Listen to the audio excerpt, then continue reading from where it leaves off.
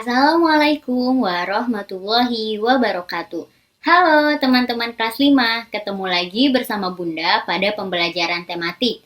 Sebelumnya Bunda mau tanya nih teman-teman, kabar teman-teman bagaimana di rumah? Bunda harap teman-teman tetap dalam keadaan sehat ya, dan tetap dalam keadaan semangat untuk belajar. Oke, hari ini yaitu hari Selasa, tanggal 12 Oktober 2021, teman-teman akan belajar tematik, yaitu tema 4, sehat itu penting, subtema 1, yaitu peredaran darahku sehat, dan teman-teman sekarang sudah memasuki pembelajaran ketiga. Oke, sebelum belajar, alangkah lebih baiknya kita membaca doa terlebih dahulu agar teman-teman diberikan kemudahan dan diberikan pemahaman untuk belajar hari ini. Oke, boleh diangkat kedua tangannya teman-teman. Bismillahirrahmanirrahim. Robbi zidni ilma warzuqni fahma. Ya Allah, tambahkanlah ilmuku dan pertinggilah kecerdasanku. Ya Allah, please increase my knowledge and please broaden my intelligence. Amin. Oke, Bunda akan membacakan tujuan pembelajaran. Yang pertama yaitu melalui telaah, siswa dapat menentukan jenis-jenis pantun dengan tepat. Yang kedua, melalui telaah, siswa dapat menentukan struktur pantun dengan benar.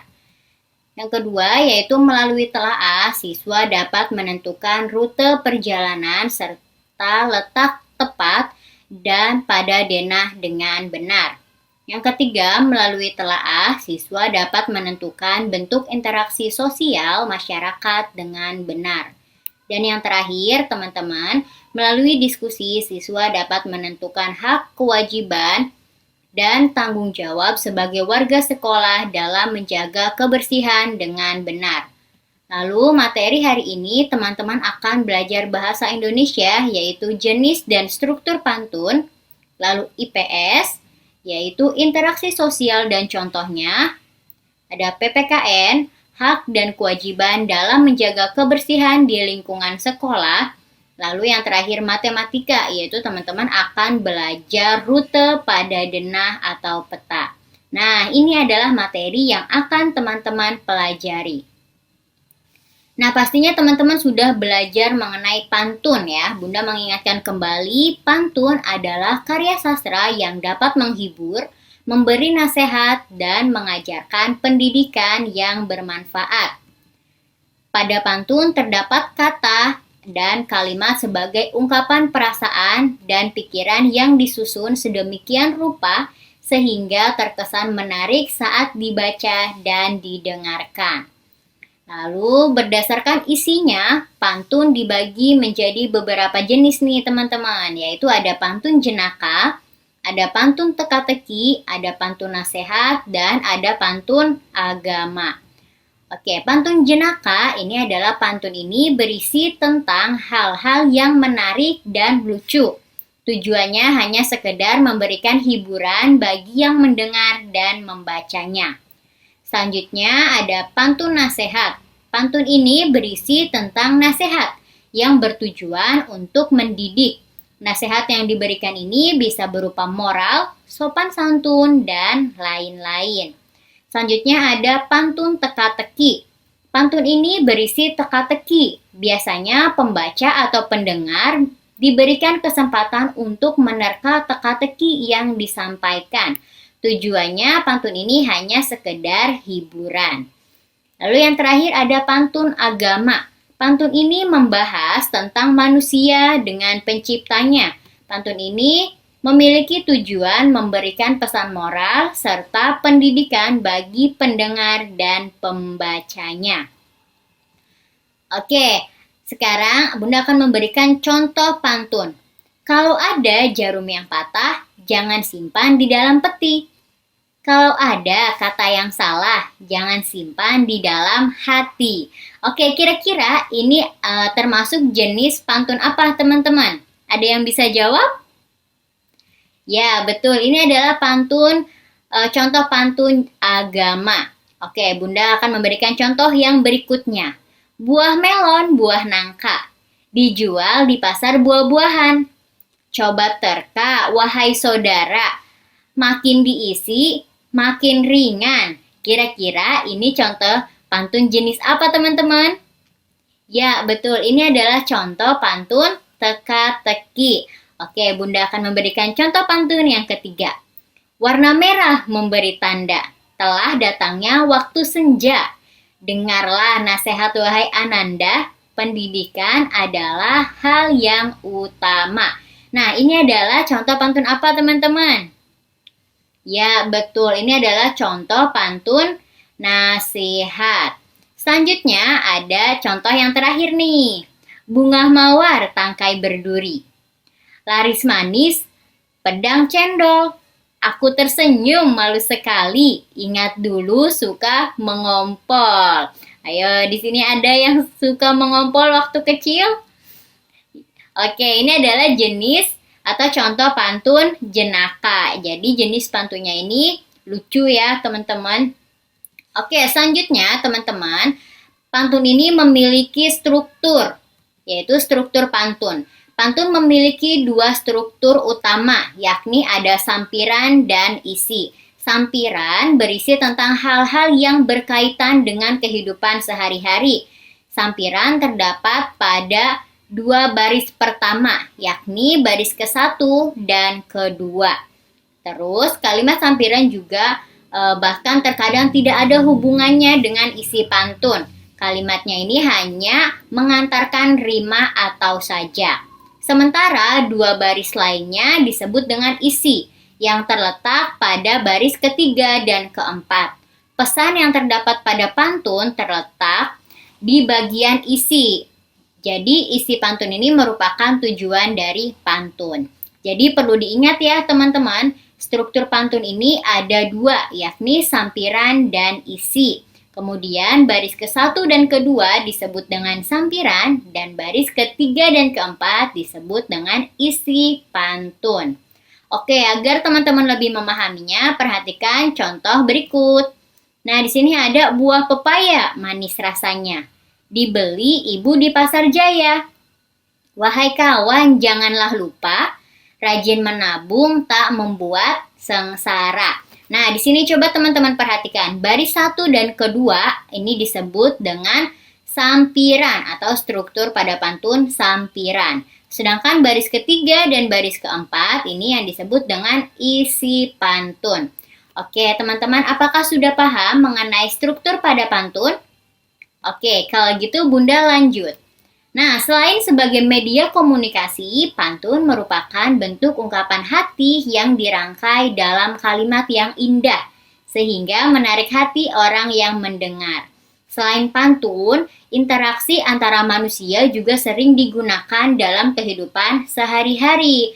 Nah, pasti teman-teman di rumah sering melakukan interaksi, ya kan?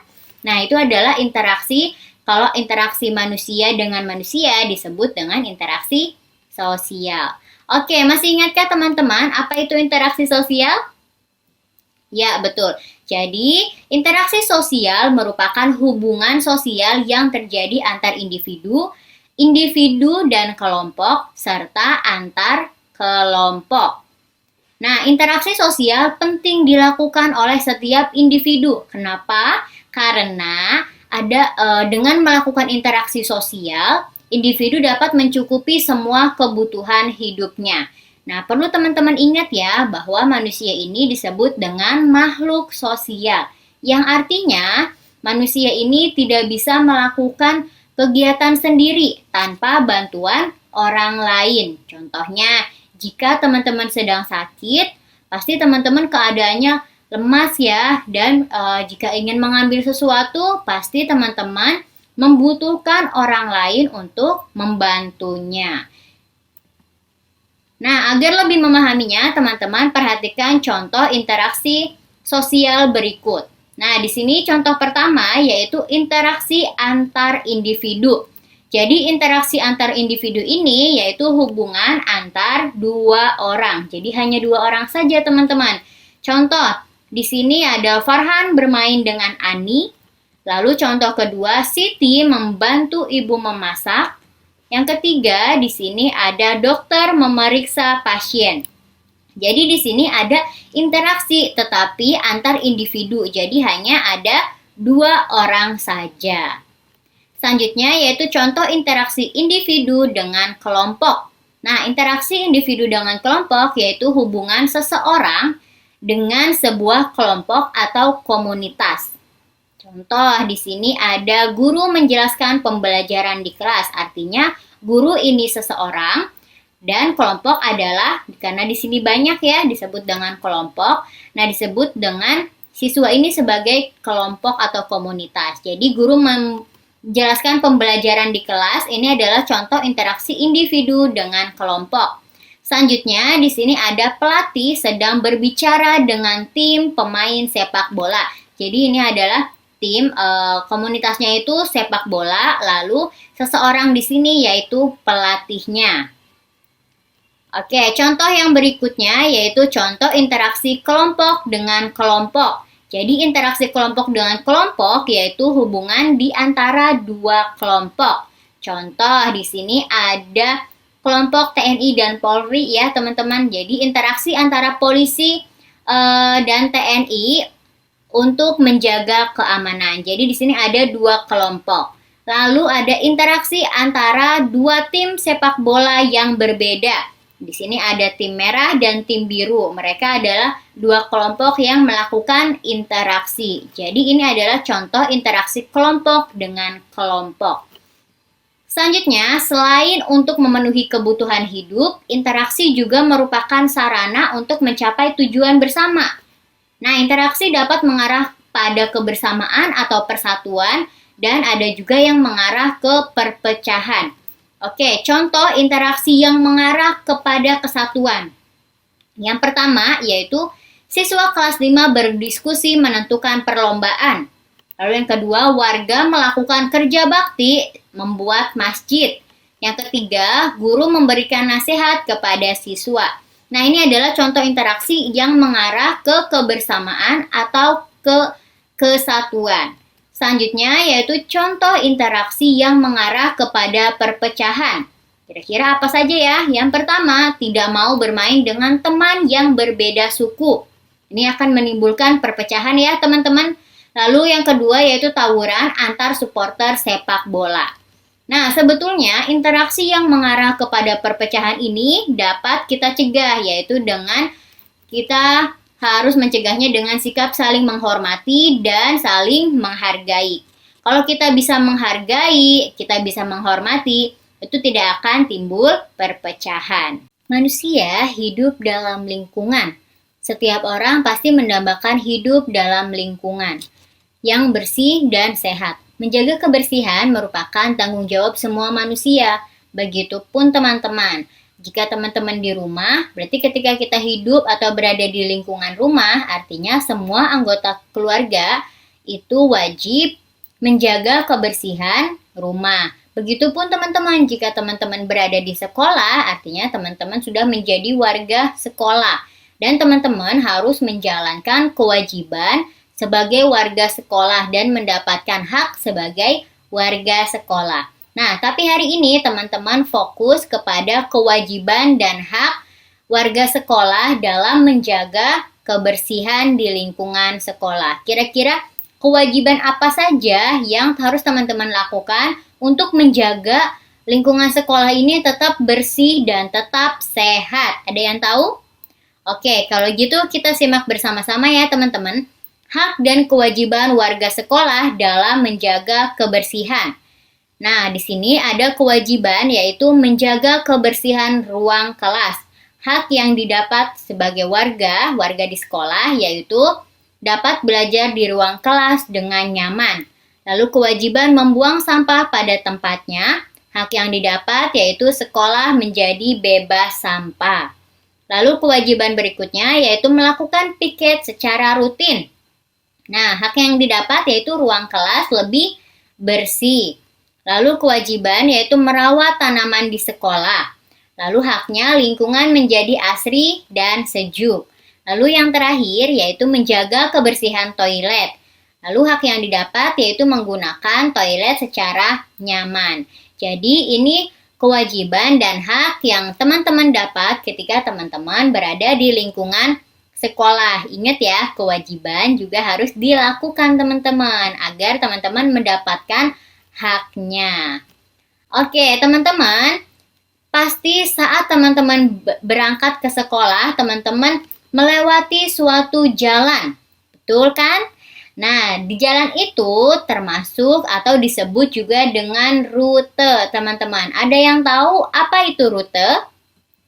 Oke, rute adalah arah jalan yang dilalui pada saat ingin mencapai suatu tempat. Rute perjalanan dapat dilalui dengan menggunakan petunjuk arah mata angin. Untuk menuju suatu tempat, kadang ada beberapa rute yang dapat dilalui. Nah, kita dapat memilih rute terpendek agar sampai di tujuan dengan cepat. Jadi, saat teman-teman melewati suatu jalan menuju ke sekolah, itu disebut dengan rute. Oke, cara mengarahkan rute perjalanan sesuai dengan denah.